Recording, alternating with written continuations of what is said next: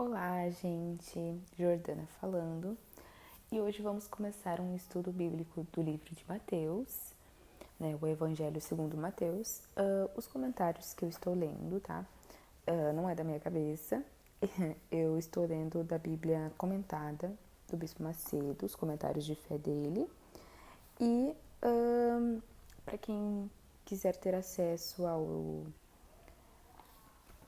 às escrituras, assim, foto e tal, pode me chamar, deixando um comentário, que eu mando uma foto para você guardar com você, para quem não tem a Bíblia comentada. Mas eu vou ler aqui a Bíblia em si e depois os comentários, tá, gente? O meu intuito é porque eu gosto muito de ter uma rotina e já que eu estou lendo para mim, eu vou gravar a minha voz e já compartilhar no YouTube para que outras pessoas possam ouvir também e meditar junto comigo. Eu fiz isso em outros vídeos também, se você entrar no meu canal, eu tenho vídeos de áudio, mas sobre estudos, né, do vestibular que eu fiz. E foi a mesma coisa, eu gravei a minha voz lendo sobre o conteúdo de literatura. Então, agora vai ser uma literatura da fé e algo muito importante também para a nossa vida, né? Que não é só um livro, né, gente? É a Bíblia, a palavra de Deus. Então, que você venha se edificar e acompanhar comigo.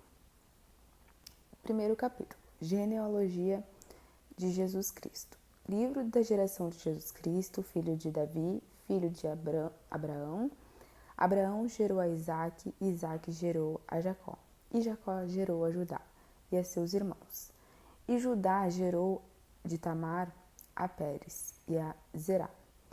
E Pérez gerou a Esrom, e Esrom gerou a Arão. E Arão gerou a Aminadab, e Aminadab gerou a Naasson. E Naasson gerou a Salmão. Salmão gerou de Raabe a Boaz, e Boaz gerou de Rute a Obed. E Obed gerou a Jessé, e Jessé gerou ao rei Davi. E o rei Davi gerou a Salomão, de que foi mulher de Urias. Salomão gerou Roboão, e Roboão gerou a Abias, e Abias gerou a Asa. E Asa gerou a Josafá, e Josafá gerou a Jorão. E Jorão gerou a Uzias, e Uzias gerou a Jotão. E Jotão gerou a Acás, e Acás gerou a Ezequias. E Ezequias gerou a Manassés, e Manassés gerou a Amon. Amon gerou a Josias, e Josias gerou a Jeconias e seus irmãos na deportação para a Babilônia. E depois da deportação para a Babilônia, Jeconias gerou a Salatiel, e Salatiel gerou a Zorobabel. Zorobabel gerou a Abiúde, e Abiúde gerou Eliaquim. E Eliaquim gerou a Azor, e Azor gerou a Sadoque, e Sadoque gerou a Aquim, e Aquim gerou Eliúde, e Eliúde gerou a Eleazar. Eleazar gerou a Matã. Matã gerou a Jacó. E Jacó gerou a José, marido de Maria, da qual nasceu Jesus, que se chama o Cristo. De sorte que todas as gerações, desde Abraão até Davi, são 14 gerações. E desde Davi até a deportação para a Babilônia, 14 gerações. E desde a deportação para a Babilônia até Cristo, 14 gerações. O primeiro comentário, então, gente. Geração de Jesus Cristo. Mateus inicia este evangelho retratando a linhagem do Senhor Jesus para provar aos judeus que ele era o Messias anunciado nas Escrituras, o qual eles tanto aguardavam para governá-los. Isso está em Isaías 11, 1, versículo 1 até o 5, dá para ver isso também, uma referência, né?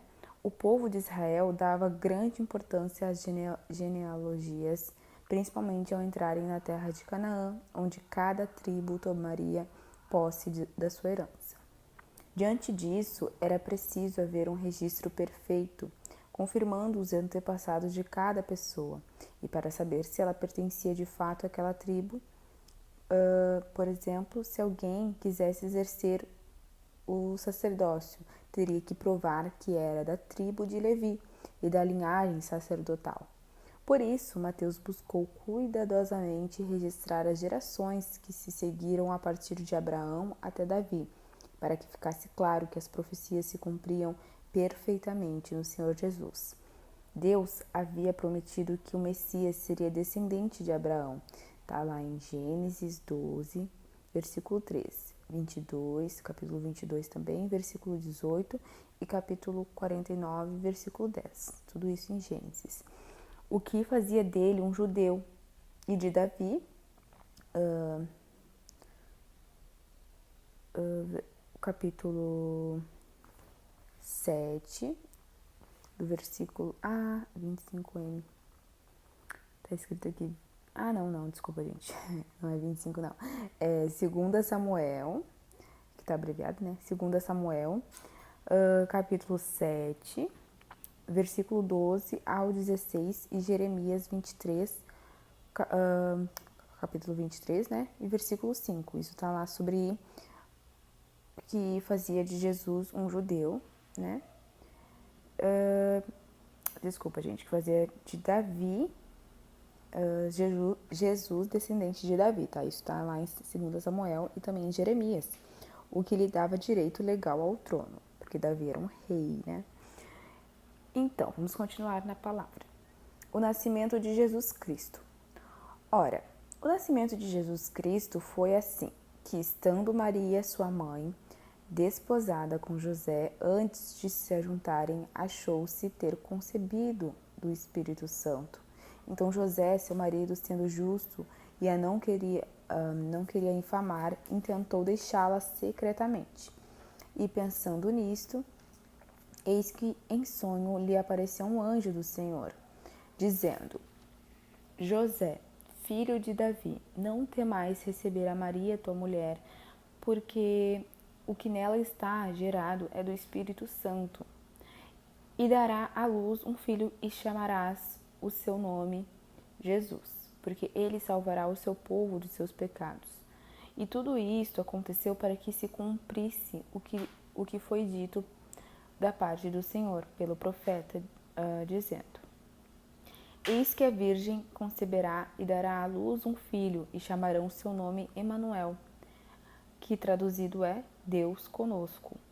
E José, despertando do sono, fez como o anjo do Senhor lhe ordenara, e recebeu a sua mulher. E não a conheceu até que deu à luz seu filho, o primogênito, e pôs-lhe por nome Jesus.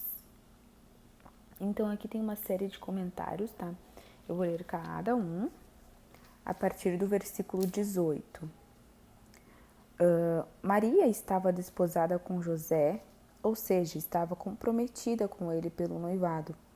Naquela época, o noivado tinha tanta importância entre os judeus que os noivos eram considerados como marido e mulher. Porém, não podiam morar juntos nem manter relações sexuais, pois isso só era permitido após a união ser oficializada por meio do casamento. Além disso, o noivado só podia ser desfeito se houvesse infidelidade comprovada por testemunhas, o que levaria à exposição pública e até ao apedrejamento. Deuteronômio 22, capítulo 22, versículo 22 ao 24. Lá no versículo 19, fala que José, era um homem de princípios e temente a Deus. Por isso, queria fazer tudo de acordo com as leis divinas. Mas como reagir diante daquela notícia de que Maria estava grávida se eles nunca haviam tido relações sexuais? De quem ela teria engravidado? Por que teria quebrado os votos de fidelidade que lhe fez? Esses e muitos outros pensamentos devem ter inundado a mente de José. Se ele a denunciasse, Maria seria apedrejada aos olhos de todos. Porém, ele era um homem justo e a amava muito. A saída encontrada foi deixá-la secretamente, sem expô-la. Ela seria envergonhada como uma mulher abandonada, mas ao menos não seria morta de maneira tão cruel. Comentário do versículo 20. O que nela está gerado é do Espírito Santo. Essa revelação do anjo trouxe um grande alívio para o coração de José, que, embora estivesse abatido e confuso, não queria que nada de ruim acontecesse a Maria. Ele creu nas palavras do anjo e entendeu que aquilo que estava acontecendo com sua noiva era algo sobrenatural e divino. Isto é, Maria havia sido escolhida pelo Espírito Santo para que nela se cumprissem os desígnios de Deus. Versículo 21. O nome Jesus é a forma grega do hebraico Yeshua, o que significa o Senhor salva. O nome do Senhor define com clareza sua missão neste mundo, que é salvar a humanidade dos seus pecados por intermédio do seu sacrifício na cruz. Ele é o Salvador de todos os que se arrependem dos seus pecados e assumem a fé na sua santa palavra. Viu que legal, gente? Eu vou até ler de novo, porque esse eu acho que é o mais importante. O nome do Senhor define com clareza sua missão neste mundo, que é salvar a humanidade dos seus pecados por intermédio do seu sacrifício na cruz. Ele é o Salvador de todos os que se arrependem dos seus pecados e assumem a fé na sua santa palavra. Comentário do versículo 23. A Virgem conceberá e dará à luz um filho. Deus fez questão de mostrar por intermédio do anjo que tudo o que estava acontecendo era cumprimento da sua palavra. Referência Isaías 7,14.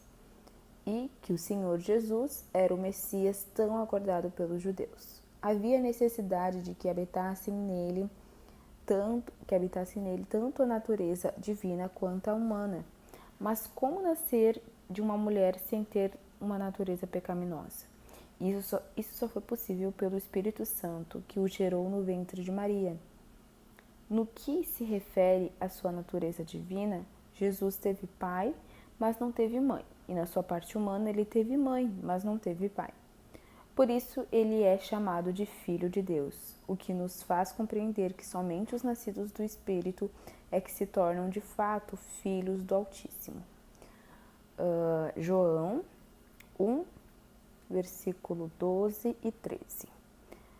E o último comentário é do versículo 25, onde Maria permaneceu virgem até o nascimento do Senhor Jesus. Depois disso, ela se relacionou intimamente com José, seu marido, e teve filhos e filhas com ele. Depois a gente vai ver no capítulo 12 sobre isso, no versículo 46 e 47. Também está em Marcos, no capítulo 3, versículo 31 ao 32.